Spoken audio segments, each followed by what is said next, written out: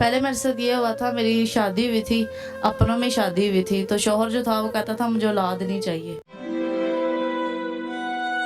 वो औलाद नहीं लेना चाहता था। उसने काफ़ी दफ़ा ज़ाया करवाने की भी कोशिश की थी, लेकिन मैंने नहीं करवाया। उसके बाद उसने मुझे घर से निकाल दिया था।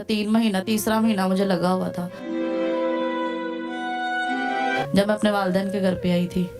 उसके बाद से मैंने उससे खुद खुला लिया था, और खुला के मैं, हालांकि मेरे पास पेपर भी मौजूद थे, मैंने उससे खुद खुला लिया जाके अदालत में। वो खुद तलाक नहीं दे रहा था, और अभी भी अगर मैं उससे ख़र्चा मांगती हूँ बच्चे का तो वो ख़र्चा भी नहीं देता। मेरा बड़ा ऑपरेशन हुआ है, और अल्लाह पाक ने मुझे बेटा दिया था। तो उसके बाद वो एक आदमी था जो कि मुझे बाहर से मिला था, उसने मेरी पूरा साल अच्छी हेल्प की है। मैं लालच में आ गई थी, उसने मुझे निकाह का बोला, मैंने उसके साथ निकाह किया। यहाँ पे मेरे वालिदैन थे, वहाँ पे वो अकेला था और उसका मौलवी था। जैसे उसने मेरे साथ निकाह किया है, हफ्ते बाद ही वो पाकिस्तान आया। मेरे साथ महीना भी सही तरह से नहीं रहा, और उसके बाद वो चला गया। अब 3 महीने मुझे इस फ्लैट में हो गया, ना उसने मुझे कोई खर्चा भेजा है, ना ही बच्चे का कुछ भेजा है, कुछ भी नहीं उसने मुझे, ना मेरे साथ रब्ता है उसका।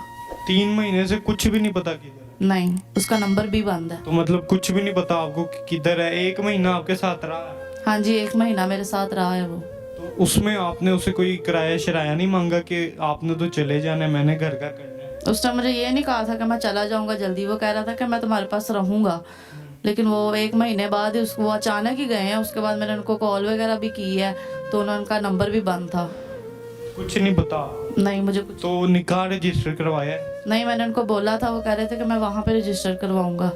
मतलब कि वहाँ पे कह रहा होगा कि मैं आपको बाहर बुलाऊंगा, निकाह वहाँ पे रजिस्टर करवाऊंगा, कागज तैयार करवाऊंगा। हाँ जी, यही कहा था उसने।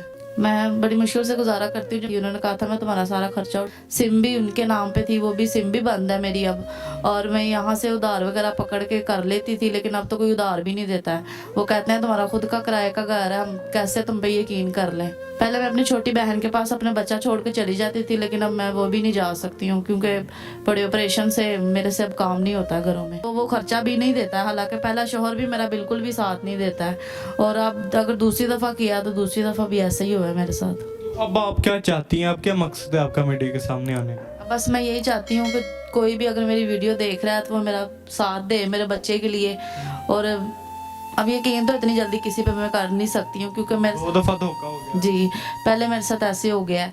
तो अगर तो कोई अच्छा इंसान लगेगा, साथ चलेगा, उसके बाद उसके साथ करूँगी निकाह।